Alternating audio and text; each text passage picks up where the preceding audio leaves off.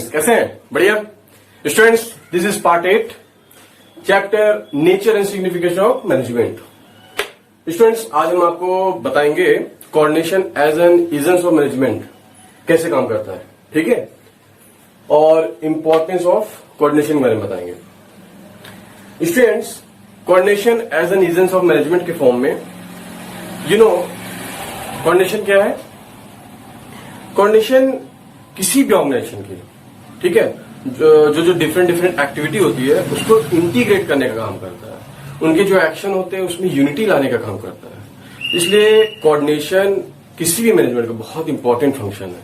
इसीलिए इसको agents of management बोला गया है। एजेंट्स ऑफ मैनेजमेंट समझ रहे हैं ना? मैनेजमेंट की मेन कंक्लूजन, ठीक है, मैनेजमेंट का सारा सार एजेंट्स में ही आता है। किसमें आता है? कोऑर्डिनेशन में आता है, ठीक है। तो एजेंट्स ऑफ मैनेजमेंट का ये देखते हैं, इसको एजेंट्स ऑफ मैनेजमेंट क्यों बोला गया? इसकी तीन वजह है, तीन रीजन है, ठीक है। आइए वन बाय वन देखते हैं। Coordination is needed to perform all function of management, ठीक है। ऑल फंक्शन ऑफ मैनेजमेंट क्या बोल रहा है? कोऑर्डिनेशन मैनेजमेंट के हर फंक्शन में कोऑर्डिनेशन जरूरत पड़ती है। अब जैसे प्लानिंग में देख लीजिए, टॉप मैनेजमेंट के जो मैनेजर्स होते हैं उनको आपस में डिस्कस करके, एक दूसरे के व्यूज एक्सचेंज करके एक मास्टर प्लान बनाते हैं। पूरे ऑर्गेनाइजेशन में कैसे कैसे एक्टिविटी होगी, कैसे गोल अचीव होगा, एक मास्टर प्लान बनाते हैं। तो यहां भी देखिए कोऑर्डिनेशन की जरूरत पड़ती है। प्लानिंग के बाद आता है आपका ऑर्गेनाइजिंग। ऑर्गेनाइजिंग में भी देखिए किसी भी इंडिविजुअल की जो अथॉरिटी और रिस्पॉन्सिबिलिटी होती है ना, उसमें कोऑर्डिनेशन कैसे किया जाए, अथॉरिटी और रिस्पॉन्सिबिलिटी के बीच में, वहां भी कोऑर्डिनेशन की बहुत जरूरत होती है। स्टाफिंग में देख लीजिए, स्टाफिंग में आपका अगर किसी एम्प्लॉय का प्लेसमेंट होता है तो राइट पर्सन को राइट जॉब पर प्लेस किया जाए, यहां भी कोऑर्डिनेशन जरूरत पड़ती है। ये किससे पॉसिबल होगा? कोऑर्डिनेशन से ही होगा, ठीक है। इसके बाद आता है आपका प्लानिंग हो गया, ऑर्गेनाइजिंग हो गया, स्टाफिंग हो गया, डायरेक्टिंग की जरूरत पड़ती है। डायरेक्टिंग में भी देखिए कोऑर्डिनेशन की जरूरत पड़ती है। डायरेक्टिंग में क्या होता है? एम्प्लॉय को डायरेक्शन दिया जाता है, तो ये काम भी कोऑर्डिनेशन में ही आता है, ठीक है। कोऑर्डिनेशन के थ्रू ही डायरेक्शन दिया जाता है एम्प्लॉय को कि आपको ऐसे काम करना है, ऐसे काम करना है, ठीक है। सारे वर्कर के बीच में एक यूनिटी लानी होती है, वो भी गाइडलाइन के थ्रू ही हो सकता है, किसी को ऑर्डर दे के, गाइड करके, इंस्ट्रक्ट करके। तो यहां भी कोऑर्डिनेशन ही वर्क करता है, ठीक है। और लास्ट है कंट्रोलिंग, ठीक है। कंट्रोलिंग क्या होता है? अब कोई भी मैनेजर ये कोऑर्डिनेशन के थ्रू ही चाहता है कि जो उसने प्लान किया था परफॉर्मेंस, उस प्लान परफॉर्मेंस के थ्रू ही हमारा एक्चुअल परफॉर्मेंस हो, तो ये पॉसिबल होता है कोऑर्डिनेशन से। तो इस तरह हम देखते हैं मैनेजमेंट के हर फंक्शन में कोऑर्डिनेशन की जरूरत पड़ती है, ठीक है स्टूडेंट्स। आइए देखते हैं next. Coordination is required at all level. इसमें क्या होता है? अब आप जानते हैं कोऑर्डिनेशन के 3 लेवल है, top level management, middle level management, lower level management. Top level management में क्या होता है? जो टॉप लेवल के मैनेजर्स होते हैं, ठीक है ना, वो पूरे ऑर्गेनाइजेशन की एक्टिविटीज को, ठीक है, इंटीग्रेट करते हैं, ठीक है। तो ये किससे पॉसिबल होगा? इंटीग्रेट करने के लिए कोऑर्डिनेशन की जरूरत पड़ती है, ठीक है। और मिडिल मैनेजमेंट में क्या होता है? मिडिल लेवल मैनेजमेंट में वहां पे जो डिपार्टमेंट होते हैं, डिफरेंट डिपार्टमेंट किसी ऑर्गेनाइजेशन में, उनको उनकी एक्टिविटी को इंटीग्रेट करने के लिए कोऑर्डिनेशन जरूरत पड़ती है। तो ये मिडिल लेवल मैनेजमेंट कोऑर्डिनेशन का काम करता है। लोअर लेवल मैनेजमेंट, ठीक है, वो क्या काम करता है, कैसे कोऑर्डिनेशन करता है? वो वर्कर की एक्टिविटी को, ठीक है, वर्कर की एक्टिविटी को इंटीग्रेट करने के लिए कोऑर्डिनेशन की जरूरत पड़ती है। तो आप देख रहे हैं टॉप लेवल मैनेजमेंट वहां ऑर्गेनाइजेशन के एक्टिविटी को, मिडिल में आपने देखा डिपार्टमेंट की एक्टिविटी को इंटीग्रेट करने के लिए, और लोअर लेवल मैनेजमेंट में वर्कर की एक्टिविटी को इंटीग्रेट करने के लिए कोऑर्डिनेशन की जरूरत पड़ती है। इसको मैं एग्जांपल के थ्रू समझाता हूं। सपोज किसी ऑर्गेनाइजेशन में 3 डिपार्टमेंट है, परचेज डिपार्टमेंट, प्रोडक्शन डिपार्टमेंट और सेल्स डिपार्टमेंट। सेल्स डिपार्टमेंट किस पे डिपेंडेंट है? प्रोडक्शन डिपार्टमेंट में, क्योंकि प्रोडक्शन डिपार्टमेंट जितना प्रोड्यूस करेगा उतना ही तो वो सेल करेगा, उतना ही तो कंज्यूमर को प्रोड्यूस करेगा, तक पहुंचाएगा कंज्यूमर के तक, ना। उसी तरह प्रोडक्शन डिपार्टमेंट किस पे डिपेंड है? परचेज डिपार्टमेंट में। तो परचेज डिपार्टमेंट जितना रॉ मटेरियल परचेज करेगा उतना प्रोडक्शन डिपार्टमेंट प्रोडक्शन करेगा और उतना ही सेल डिपार्टमेंट के पास गुड्स जाएगा। तो आप देख रहे हैं सब एक दूसरे पे लिंक्ड है।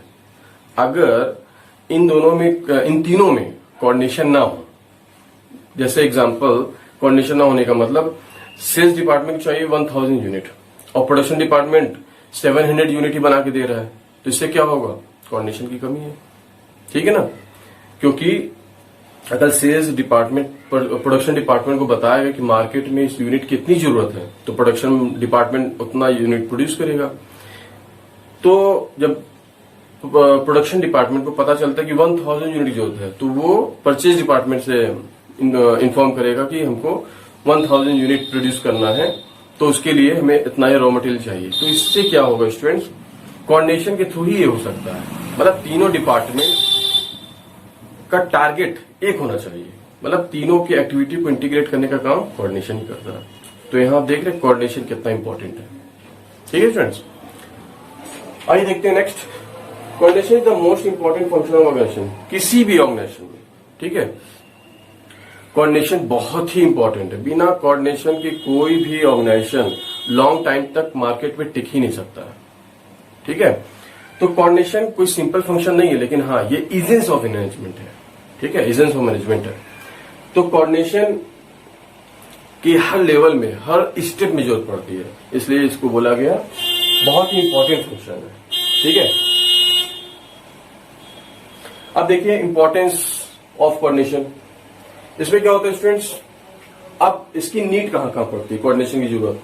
Growth in size. अगर ऑर्गेनाइजेशन बहुत बड़ा है तो वहां पे कोऑर्डिनेशन ज्यादा जरूरत पड़ेगी, क्योंकि वर्कर ज्यादा है, वर्कर ज्यादा होंगे, एक्टिविटी ज्यादा होगी, इनको इंटीग्रेट करने की जरूरत पड़ेगी।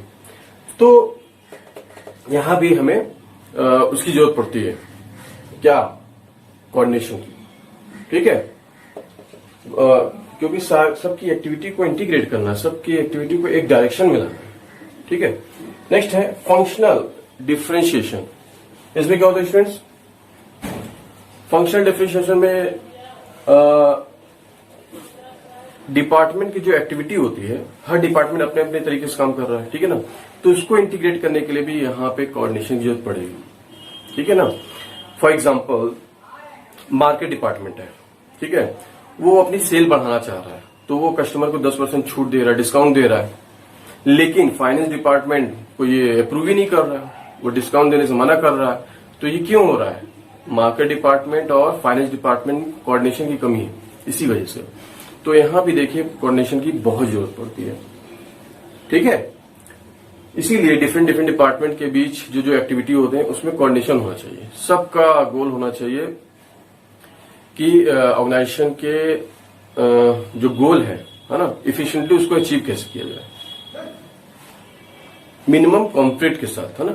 इस लेसन में देखो क्या आता है, किसी भी ऑर्गेनाइजेशन में कई स्पेशलिस्ट काम करते हैं, क्योंकि आज मॉडर्न टाइम हो गया है, तो सारे ऑर्गेनाइजेशन चाहते हैं कि एक स्पेशलिस्ट को रखा जाए ताकि उनका काम इफिशिएंटली आगे बढ़ सके।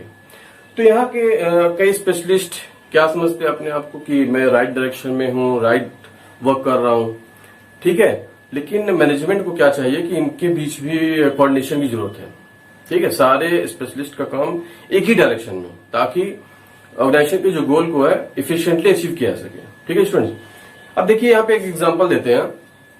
जैसे एक माला होता है, एक धागा फूल को सारे टाइट किए रहता है ना, माले के फॉर्म में रहता है। तो ये फूल क्या है? मैनेजमेंट की फंक्शन है। और थ्रेड क्या है? थ्रेड का काम कौन कर रहा है? कोऑर्डिनेशन। तो कोऑर्डिनेशन मैनेजमेंट के सारे फंक्शन को बांधे रखता है, ठीक है। तो इससे क्या, जो एक माला रेडी होता है कोऑर्डिनेशन और फंक्शन से, वो ऑर्गेनाइजेशन के एक माले के रूप में काम करता है, जो कोऑर्डिनेशन सारे फंक्शन की एक्टिविटी को, ठीक है, बांधे रखता है।